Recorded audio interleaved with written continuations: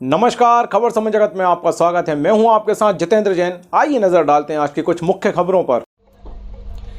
भोपाल मध्य प्रदेश में विधानसभा चुनाव से पहले बीजेपी जन आशीर्वाद यात्रा निकालेगी। भाजपा की मध्य प्रदेश चुनाव प्रबंधन समिति के संयोजक नरेंद्र सिंह तोमर ने बताया कि 3 सितंबर को केंद्रीय गृह मंत्री अमित शाह चित्रकूट यात्रा की शुरुआत करेंगे। पार्टी पहली बार एक साथ 5 यात्राएं निकालने जा रही है। 17-18 दिन में ये यात्राएं 10,543 किलोमीटर की दूरी तय करेंगी। 25 सितंबर को भोपाल में कार्यकर्ता महाकुंभ होगा। उन्होंने कहा कि इस बार हम पूर्ण बहुमत की सरकार बनाएंगे। मुख्यमंत्री पद पर चेहरे को लेकर पूछे गए सवाल के जवाब में तोमर बोले, अभी तो मुख्यमंत्री शिवराज सिंह चौहान ही हैं। वहीं मुस्लिम वर्ग को टिकट दिए जाने के सवाल पर तोमर ने कहा कि भाजपा सबका साथ सबका विकास के आधार पर काम करती है। केंद्र और राज्य सरकार की हर योजना का लाभ सभी वर्ग के लोगों को मिलता है। किसी क्षेत्र से किसी को टिकट देना या नहीं देना है वहाँ की स्थिति पर निर्भर करता है। पिछली बार हमने भोपाल उत्तर से आरिफ बेग को टिकट दिया था। वहीं बीजेपी के प्रदेश अध्यक्ष वीडी शर्मा ने कहा कि मध्य प्रदेश में विधानसभा चुनाव से पहले भाजपा नेतृत्व जन आशीर्वाद यात्रा निकालता है। इस यात्रा के जरिए हम हर विधानसभा तक पहुंचते हैं। कई बार चुनावों में विधानसभा छूट जाती थी, इसलिए इस बार प्रदेश में 5 यात्रा निकालेंगे। यह यात्राएं 10,543 किलोमीटर चलकर कुल 210 विधानसभाएं कवर करेंगी। भोपाल और आसपास की विधानसभाएं समापन पर कवर की जाएंगी। इन यात्राओं का 998 स्थानों पर स्वागत होगा। इस दौरान कुल 678 जनसभाएं होंगी, जिनमें 211 बड़ी सभाएं होंगी। यात्राओं में केंद्रीय नेतृत्व के साथ ही मुख्यमंत्री शिवराज सिंह चौहान, केंद्रीय मंत्री नरेंद्र सिंह तोमर, ज्योतिरादित्य सिंधिया, कैलाश विजयवर्गीय भी शामिल होंगे। सावन का महीना है, उसमें देंगे। सिर्फ एक सिलेंडर हो गया, अब सावन तो खत्म होने वाला है। सवाल ये उठ रहा है कि वो सिलेंडर मिलेगा किसको और कब मिलेगा। तोमर साहब, दरअसल जो मुख्यमंत्री जी ने कहा है वो अभी तो दे ही रहे हैं, आगे के लिए योजना बनाएंगे वो। तोमर साहब, मेरा एक प्रश्न है। तोमर साहब इधर देखिए। हाँ बोलो ना। इधर हूँ सब, इधर सीनियर, आपसे एक प्रश्न। एक मिनट जरा, ये पहले से लगे हुए हैं। हाँ। एक मिनट बोलिए ना भाई साहब। हेलो, बोलिए, चलो बोलो, जल्दी बोलो। बोलिए। मैं शिवहर सुहालता हूँ मेट्रो मेरठ से। मेरा तोमर साहब से क्वेश्चन है कि जन आशीर्वाद यात्रा एक बहुत अच्छा कंसेप्ट है, लेकिन मैं ये जानना चाहूंगा कि जन आशीर्वाद यात्रा के बाद आपका वोट परसेंटेज कितना बढ़ जाएगा, आप क्या सोचते हैं? जन आशीर्वाद यात्रा के बाद पूरे राज्य में भारतीय जनता पार्टी के समर्थन में बढ़ोतरी होगी, लेकिन बढ़ोतरी का आकलन अभी से व्यक्त करना आवश्यक नहीं है। लेकिन जन आशीर्वाद यात्रा के बाद जरूर हम इस पर वर्षन देंगे। तोमर साहब, मेरा प्रश्न आखिरी। सर, जन आशीर्वाद सम्मान योजना कांग्रेस की तरफ से 1500 रुपए, बीजेपी रसोई गैस 450 रुपए, कांग्रेस की तरफ से 500 रुपए, बिजली 100 रुपए पर मंथ, 100 रुपए, मतलब ये जो फ्रीबीज है, क्या चुनाव सिर्फ इसी पे होगा या आपकी तरफ से कांग्रेस, जैसे आपकी पार्टी कई बार कहती है कि जो रेवड़ी बांटने का जो कल्चर है ठीक नहीं है? भारतीय जनता पार्टी यह आवश्यक समझती है कि गरीब के जीवन में, दलित के जीवन में, महिला के जीवन में सक्षमता आनी चाहिए और उसकी क्षमता वृद्धि के लिए, जीवन स्तर में बदलाव लाने के लिए यदि सरकार को सहायता करनी है तो सरकार को सहायता करनी चाहिए। लेकिन सामान्य तौर पर मैंने पहले ही कहा कि भारतीय जनता पार्टी विकास और जन कल्याण के मुद्दे पर ही चुनाव के बीच में जाती है और इस बार का यह चुनाव भी विकास और जन कल्याण के मुद्दे पर ही स्थिर रहेगा। हमारी कोशिश है कि आने वाले कल में जब भारत विकसित भारत बने, उस समय भारत में मध्य प्रदेश भी विकसित मध्य प्रदेश बने, इस लक्ष्य को लेकर हम लोग काम कर रहे हैं। तो साहब, एक सवाल मेरा है कि शिवराज जी हमारे मुख्यमंत्री हैं, इसमें किसी को क्या शंका होनी चाहिए? दंडोतिया जी, मेरा आग्रह रहेगा कि प्रति प्रश्न की जगह सिर्फ एक प्रश्न। जी, नवीन जी कुछ बोल, नवीन पुरोहित जी कुछ बोल रहे हैं। एक एक करके पूछो ना आराम से। मैंने भाई साहब से बड़ा आग्रह किया, हमें पर्याप्त समय मिलेगा, इसलिए चिंता ना करें। एक मेरा सवाल था, पिछली बार प्रत्याशी चयन होने के बाद में जो स्थितियां असंतोष की उभरी थी और उसका खामियाजा भी पार्टी को भुगतना पड़ा था, तो क्या उस परिस्थिति से इस बार निपटने के लिए कोई तैयारी पार्टी की रहेगी क्या? देखिए, दरअसल क्या है कि भारतीय जनता पार्टी बड़ा राजनीतिक दल है। एक ही स्थान पर अनेक लोग हैं जो चुनाव लड़ने की पात्रता और क्षमता रखते हैं, लेकिन चयन एक की तरफ ही जाता है। लेकिन मैं समझता हूं कि इस बात का भरोसा रखना चाहिए कि भारतीय जनता पार्टी ने अभी भी चयन किए 39 सीटों पर और आगे भी चयन होगा, और हम सब लोग मिलकर अगर कोई परिस्थिति खड़ी होगी तो उसको नियंत्रण में करने में सफल होंगे। सर मेरा आपको निकालनी पड़ रही है, या फिर क्या आप विपक्ष के ऊपर घोटालों की सीरीज को लेकर जन आशीर्वाद यात्रा निकालने, जैसा कि अध्यक्ष जी कहते हैं कि कमलनाथ की सरकार में 15 महीने में 15,000 करोड़ के घोटाले हुए, क्या इन सब चीजों का इस जन आशीर्वाद यात्रा में समावेश होगा, या मुख्यमंत्री जी का नेतृत्व इस जन आशीर्वाद यात्रा से अलग रहेगा?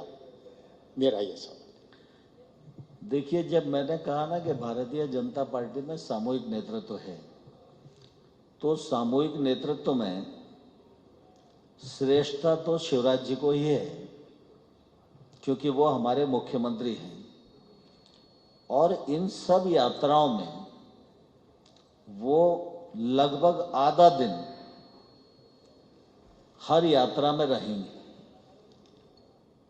इस यात्रा के माध्यम से कोशिश ये है, वैसे 3 महीने लगते हैं पूरी यात्रा को, फिर भी राज्य पूरा नहीं होता, और ये 18 दिन में 92 दिन की यात्रा पूरी होगी। हर दिन शिवराज सिंह जी भी इस यात्रा में रहेंगे, और बाकी जो प्रदेश के नेता हैं उन सब लोगों का भी समावेश इस यात्रा में होगा। दूसरा, जब यात्रा होगी तो निश्चित रूप से यात्रा में हमारी उपलब्धियां भी लोगों के पास जाएंगी, और यात्रा में कांग्रेस के घोटालों को भी लोगों के समक्ष रखा जाएगा।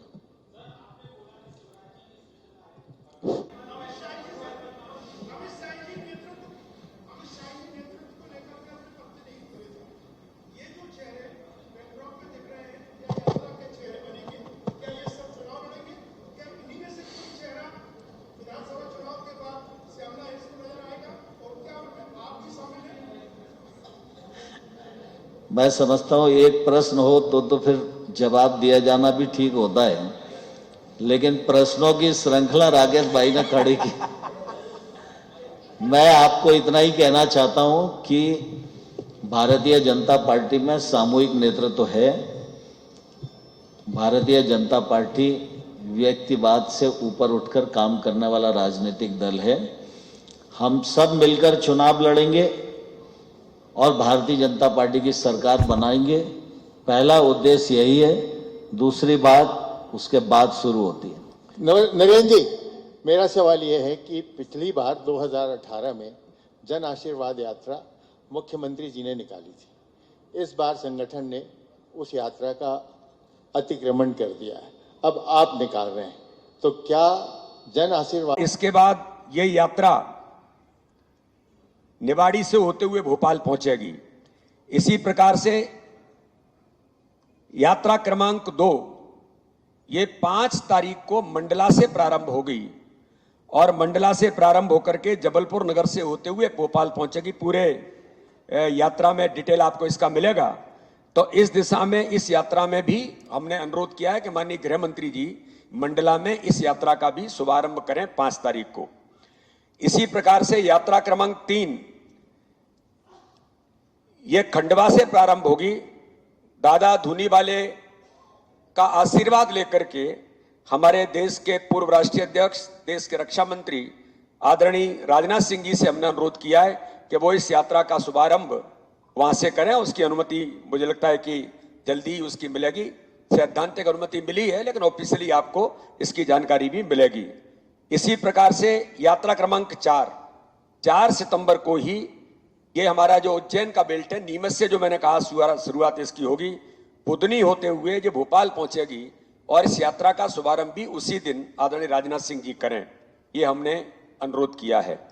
इसी प्रकार से यात्रा क्रमांक 5 जो चंबल क्षेत्र की है, ये यात्रा भी 6 सितंबर को श्योपुर, बड़ौदा नगर जो श्योपुर का है, वहां से यात्रा प्रारंभ हो और रायसेन होते हुए भोपाल पहुंचेगी। माननीय राष्ट्रीय अध्यक्ष जेपी नड्डा जी इस यात्रा की शुरुआत करें, ऐसा हम सब लोगों ने मिलकर के उनसे अनुरोध किया है। तो इसलिए यात्रा के जो पूरा डिटेल के तौर पर जो मैंने आपके सामने रखा है कि कितने किलोमीटर ये सारी यात्राएं चलेंगी, इन यात्राओं में कौन कौन से रीजन सम्मिलित होंगे, तो इसके नाते से यात्रा हमारी 3 तारीख से लेकर के 3, 4, 5 और 6 को, और ये यात्रा कोई 17 दिन कोई 18 दिन कंप्लीट करते हुए लगभग 21 तारीख को इन यात्राओं को ऑफिशियली वहां पर ये समाप्त होंगी। लेकिन 25 तारीख को इन यात्राओं का समागम भोपाल के अंदर कार्यकर्ता महाकुंभ में होगा। आप सबको ध्यान में, पत्रकार मित्रों को, कि लगातार मध्य प्रदेश के अंदर जब चुनाव आते हैं, 25 सितंबर हमारे श्रद्धा और आस्था के केंद्र, जिन्होंने इस भारतीय जनता पार्टी को एकात्म मानव दर्शन अंत्योदय का विचार दिया, ऐसे पंडित दीनदयाल उपाध्याय जी के जन्म जयंती 25 सितंबर को होती है। इसलिए जन्म जयंती के अवसर पर कार्यकर्ता महाकुंभ, और कार्यकर्ता महाकुंभ में लगभग 10 लाख लोग इस कार्यकर्ता महाकुंभ में सम्मिलित हों। प्रत्येक बूथ से 6523 बूथ मध्य प्रदेश के अंदर जो हैं, उन बूथों से बूथ समिति, जिसको हमने डिजिटल और आज के समय के तकनीक से युक्त होकर के हमने डिजिटली इनरोल्ड किया है, और लगभग मध्य प्रदेश के इस प्रकार के जो हमारे कार्यकर्ता हैं, तो बूथ समिति इस कार्यकर्ता महाकुंभ में आए, जिस पर हम लगातार काम कर रहे हैं। ये भारतीय जनता पार्टी की एक हमारी जो बड़ी ताकत है। तो उस दिन इस कार्यकर्ता महाकुंभ में लगभग 10 लाख कार्यकर्ता पूरे मध्य प्रदेश के उपस्थित हों। पिछली बार भी लगातार बड़ी संख्या में हर कार्यकर्ता महाकुंभ में लोग आए हैं, तो इस बार भी हम इस प्रकार का प्रयास यात्राओं के माध्यम से जो मोबिलाइजेशन होगा, हम ये करने वाले हैं। और हमने अनुरोध किया है कि माननीय प्रधानमंत्री, दुनिया के सर्वाधिक लोकप्रिय नेता, कार्यकर्ता महाकुंभ को संबोधित करें, और चुनाव को, जिसको हम कहते हैं कि हमेशा से 25 सितंबर को हम चुनाव की रणभेरी की आगाज उस कार्यकर्ता महाकुंभ से होता है, तो इसलिए माननीय प्रधानमंत्री जी करें ये प्रयास। हम सब लोग 25 तारीख को हमने ये प्रयास किया कि माननीय प्रधानमंत्री नरेंद्र मोदी जी इस कार्यकर्ता महाकुंभ को संबोधित करें, जहां इन सभी यात्राओं का समापन यहां पर होगा। तो इस खबर समय जगत के लिए संवाददाता आदित्य सराठी की report. For latest news, subscribe to our channel and press the bell icon